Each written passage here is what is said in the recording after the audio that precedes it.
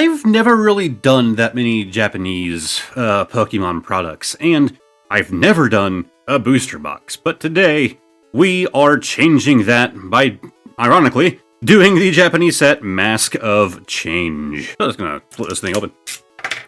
So I'm still bigger on, like, you know, the English cards because, you know, they're in the language that I speak and in the region that they sell them.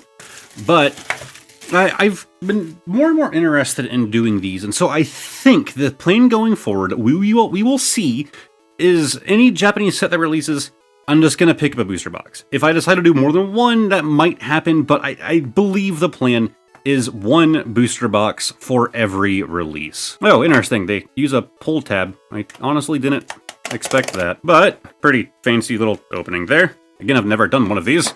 And QR code, woo. I believe that there are 24 packs inside of these. Oh, there are 30? Or am I bad at counting? Yeah, there are 30. I don't know why I thought there were like 24. But 30 packs. I don't know what the pack trick is for the Japanese packs. I don't know if there is a pack trick. I suppose we'll just find out as we go, right? I should also mention that I have already looked into how I'm going to be pricing these. Normally for the English cards, I use TCG Player, and I go from the market price of their cards. They don't track Japanese cards. Alright, I'm going to be using scissors for these. So I found two different websites. One, Card Market. It's actually a UK-based site that does do Japanese cards. And Pokelector. I actually didn't know they do Japanese cards as well, and they do pricing as well. So the plan is to take both of those sites, their values, like let's say I was going to price check this one, which I'm not. I'll take the value from both sites, translate both of them to USD, add them together, and divide it by 2 to average it out. So the values will be a mixture of both sites. There is a site that people recommend for pricing Japanese cards, but it's entirely in Japanese, and I don't have the time to deal with that. So it looks like it is just one to the front is our pack trick, as our holo was back here, and it was just an uncommon there at the back. So you get 3 commons, 1 uncommon, and 1 rare. I guess I can try this again, but I feel like scissors are going to be the better method with these. They're certainly, yeah, this is certainly not the same material that they do for the English cards. Put that at the front, and we have our little Palafin again, the Phantom, Skarmory, Cleffa, and thing. Wait, that's the uncommon. Okay, so I'm guessing that it's not always a rare guaranteed? Yeah, okay, so that was just 2 uncommons. So does that mean that, so like in the US, our sets are now guaranteed to give you holos. Does that mean that in Japanese sets, the rares are always holo? But holos aren't guaranteed. That's the way it seems to me. I don't know.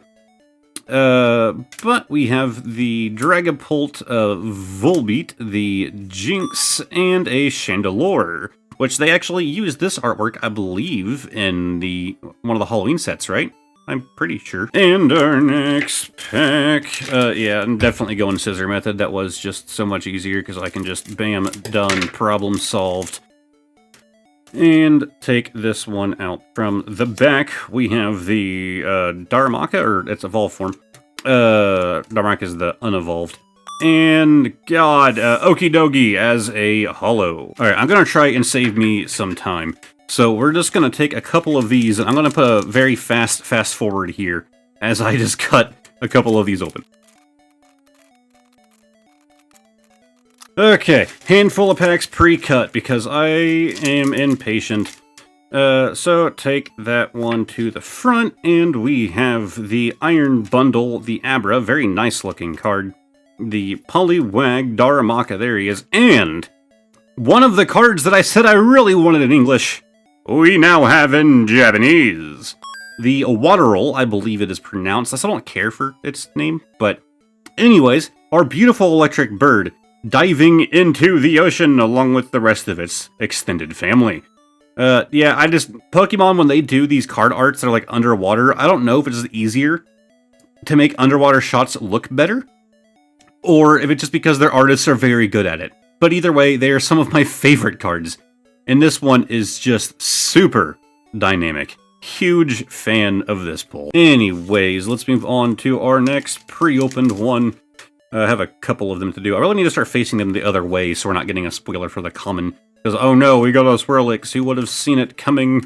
A Lampent, a Shinx, and I don't know. We have an Ace Spec, I can tell you that. Sadly, I can't read that, and I don't know what item that is supposed to be.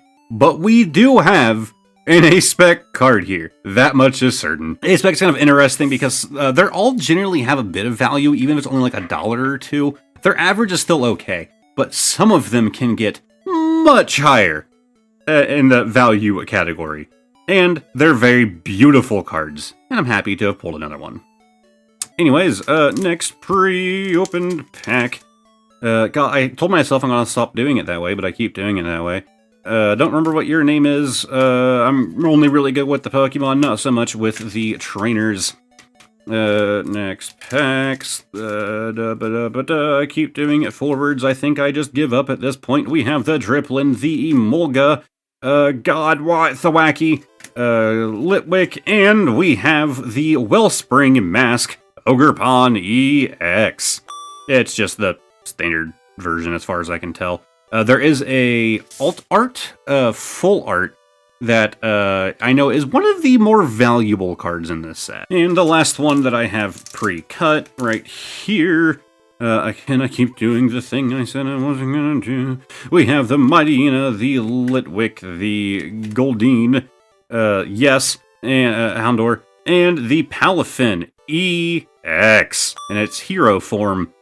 I don't believe I've pulled this in English yet, so pretty neat to pull him here. Okay, I had to step away for a split second, but I decided to go ahead and do this in the intermedium. I think it looks a bit better, right? Just having the bugs back there, kind of neat. Anyways, who cares? Who cares what the background looks like? All that matters is what's in the foreground, with all of the beautiful pulls that we are going to resume getting. It's actually been pretty good so far, you know, luck-wise anyways. Put that one to the front, and we have a Scolipede. The downside is that there are so many packs here to do that I feel like rushing is the correct answer, and I don't know if that's what you guys as the viewers prefer. I'm sure it's a bit of a mix, like you need to slow down or you need to speed up, I don't know. We have the Poliwrath, Goldeen, the Varoom, Cleffa, and the Sandslash. Pull from the right pile now, maybe. The right pile is where all the good pulls are. Split that one open, and maybe I should try to do the pull thing from the top, but I imagine it's a lot harder since they still do the long stem thing that we stopped doing in the US long ago. And no pulls still. I think we have ran out of our luck. I guess we can try and rip this one open as well. The scissor method just kind of takes a bit, but honestly, I feel, look at that, I think that actually saves time. I think I'm going to damage the cards trying to pull on the top there. That was pretty explosive. We have the Sunflora, yes, Venipede, Feebas, and a Town. I feel like at this point I'm just like trying to say the names just to prove that I can, even though I'm getting some wrong. There's so many Pokemon, like, you ask me on any certain day, I'll remember one and won't remember the other. It just depends on how my brain decides to load things into RAM. We have Rillaboom, ironically the Thwacky, Polisan, Sandshrew, and all of the Ogerpon masks. Alright, clearly right pile is not working out. Let's go back to left. Maybe this is where we were meant to be all along. Also, I do know that this is not the newest Japanese set. Yeah, I'll explain after this pack. I know this is not the newest Japanese set. There are some others that I want to, that I might want to pick up that are, you know, actually older than this one as well, that are still not, like, super hard to get your hands on. We have a Lyron illustration rare here. This is AR. In Japanese, is it art rare instead of illustration rare? That's my guess, but I don't know. Either way, it's pretty interesting that, you know, of all things you could be carrying, a oil drum is, you know, kind of fitting. Kind of shows that he is made of much better metal than whatever that oil drum is made out of. Yeah, pretty neat. So we can have Lyron working in a recycling factory. It seems to be the case here. So it's like a recycling plant. Yeah, pretty cool. I didn't know this card existed, and I'm happy to have discovered it here. Anyways, if the plan goes how it should, this video should be uploaded on a Friday. And this should be the Friday after. This should be the most modern set in Japan, unless one released between the time I'm recording this and the time this comes out. Anyways, time for the next one. So yeah, if you're interested, stick around till next week. It should be exactly a day after this one was uploaded. I can't remember what they called that one. This set is the Mask of Change. I can't remember what the name of that one is. I'll know before I go to film that one. I will have remembered. Or rather, I will have done a bit of research. I really don't do that much research. For this being like what this channel is all about, you'd think I would. But I'm also like not being paid for running this channel, so like, you know, how much effort can I bother to put in? Nah, that's not really how that works. This is just it's a hobby. And a Heatran. Okay, not bad. All right, back to left pile. Maybe somebody could calculate, like, oh, left pile had more pulls than right. I haven't been paying any attention. I still think in my brain that right has been worse, but maybe I'm entirely wrong. We have the Tatsugiri, Farfetch, the Snorunt, Dragapult, and Clefairy. I do wonder what most people prefer to collect. Like, you know, obviously people have their preferences between the Japanese and the English for collecting. But do you wish that the English cards, if you do collect English, do you wish that they were like this? There are less cards in every pack? Because on one hand, you're getting less, right? You are getting less number of card. But at the same time, the cards that matter the most are the rares. And you still have that with every pack, right? The same rarity chances. You're just getting less bulk, so, you know, you're gonna have less cards to deal with when it comes to, like, organizing and storing and all of that. And we have the Dragapult EX terraformed into a dragon type, which feels like a waste, but, you know, if you want to turn a dragon into a dragon, feel free, science. I don't know, I feel like if you would have asked me that question a couple years ago, I would have said no. I like the way that we do it. I like that there is some more bulk, so, you know, you could do some more things with it, especially if you're not buying a whole lot, you know, you're a casual collector. Nowadays, I go the other way. I think it's kind of nice to be able to kind of get straight to the point a bit faster with this Ogerpon EX. Whatever that mask is called again, I don't remember. But it's the one that you always associate with Ogerpon. Pulling from the right again. The big thing is I have to make sure I don't cut the cards. I'm not used to doing the whole scissor thing. My girlfriend collects Dragon Ball cards, and I don't film that. I have in the past. I've filmed some Dragon Ball things, but I don't film when, you know, it's her thing. She collects, and it's fun. And Bandai, their packs, we have the Palafin Hero Form EX as a full art, or an SR. I'm assuming super rare or secret rare, because it is 1/16 of 101, but if it's anything like English sets, secret rares don't really mean anything anymore. Anyways, all of Bandai's packs have to be, like, cut open, because they're, like, basically like rubber. Like, you're just stretching them trying to open them by hand. Not a huge Palafin fan. I'm sure he definitely has fans, though. Have we really had a dolphin Pokemon before him? I don't believe we have. Huh. I mean, it is the most basic, like, you know, his standard form, not his hero. His standard form is just like, yeah, that's a dolphin for sure. So it is a pretty basic dolphin. At least the hero form does mix things up. Anyways, I don't know, it does feel weird that, like, I don't know, if you would have asked me, like, before we had Palafin, like, hey, is there a dolphin Pokemon? My answer would be, like, probably. It feels weird that there wouldn't have been, but yeah, it's just, I don't know, it is weird that it was that many generations before we got a dolphin. Like, you know, we already had keys. We had keys and trash before we had dolphin. I know people always use those as examples of, like, oh, newer generations are bad. Like, come on, we had Muck in Gen 1. I still love Gen 1, but you have to admit every gen had its weird choices. But I don't know, getting a trash bag and getting keys still feels weird before getting a dolphin. Alright, we are getting lower on packs, and when I went to put up the cards onto my card pile, just off frame, I accidentally knocked the pile over. So that's cool. That's a mess I have to deal with now. Luckily, none of them fell off the table, but they're real close, and they might end up there before this video is done. We have the Swanna, the Swirlix, Lyron, Applin, and I don't remember what your name is. I think you are the most valuable, though. Yeah, that is Carmine. According to a TCG Player article, not from their database, From an article, the alt art version of this, like the full art, is the most valuable card from this set. If you're curious, right now it's saying the average price is like 130 bucks. Anyways, left hack time. So yeah, if you're opening the Mask of Change Japanese packs, that is the one you want to go for. You're hoping for the Carmine. Actually, I think the top like 2 or 3 are full art trainers in this set, which is interesting. Personally, while I do like full art trainers, they're really nice looking cards most of the time. I'm into Pokemon because of the Pokemon, you know? Like, just, those are the cards that I value more personally. You know, generally anyways. There are some really nice full art trainers that I'm, a big fan of, obviously. But I'm mostly here for these guys. We have the Tatsugiri AR, or I'm assuming illustration rare. This is another one of those cards that I was really hoping to pull, and I mean, here it is. It's in Japanese and not the way I had expected to pull it, but I mean, this looks so much better in person than it does in images.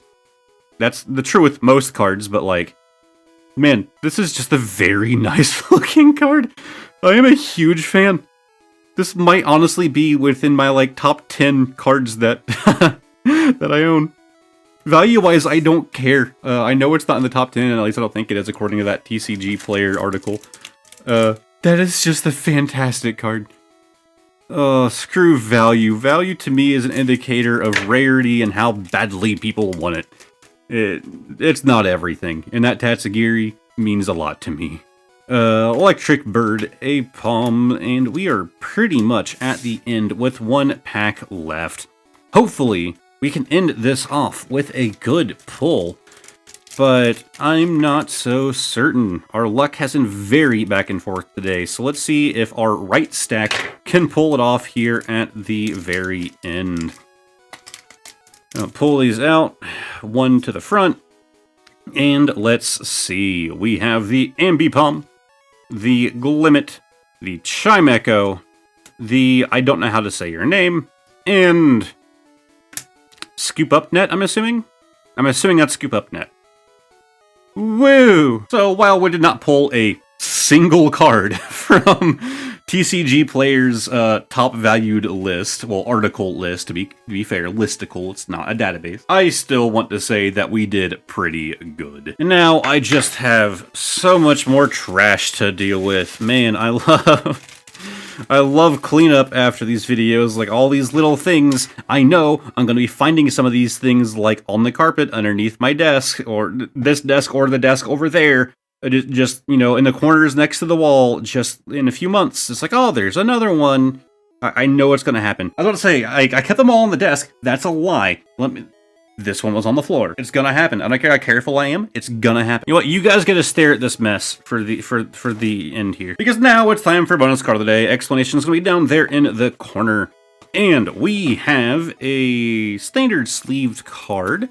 And, ooh, there's a price tag on the front. Let's take a look at the price tag. Whatever this card is, I paid $3 for it. Knowing me, I slightly overpaid, but we'll find out. This card is definitely a bit older. It has seen the sun, but you also have some dots on the top, dots on the bottom. So as far as the year, wild guess, which, I mean, every one of these are. I'm guessing the year based on condition of the back of the card. But, wild guess, I'm going to say 2011. In 2006, we have the EX Crystal Guardians stamped Whismur. I still love my stamped cards, and for $3, I mean, the holo effect is a little faded. I don't know the value of the card, but it is a stamped card from 2006. I'm assuming that if I overpaid, it's not more than, I'm going to say 40 cents overpaid. Editor me can tell you down there. So, if you enjoyed this video, give it a like, subscribe to the channel, all of that fun stuff. What can I even link you guys to? There's nothing, like, related to this on the channel. I haven't done Japanese product before. Tell you what, I did a really fun video where I took a portable TV and I turned it into a Game Boy Color / Nintendo Switch hybrid. It was a really fun, wacky time, so I'm going to link that on screen along with a playlist of all of my Pokemon videos. Really hope that you guys enjoyed, and hopefully I'll see all of you next time. Goodbye for now.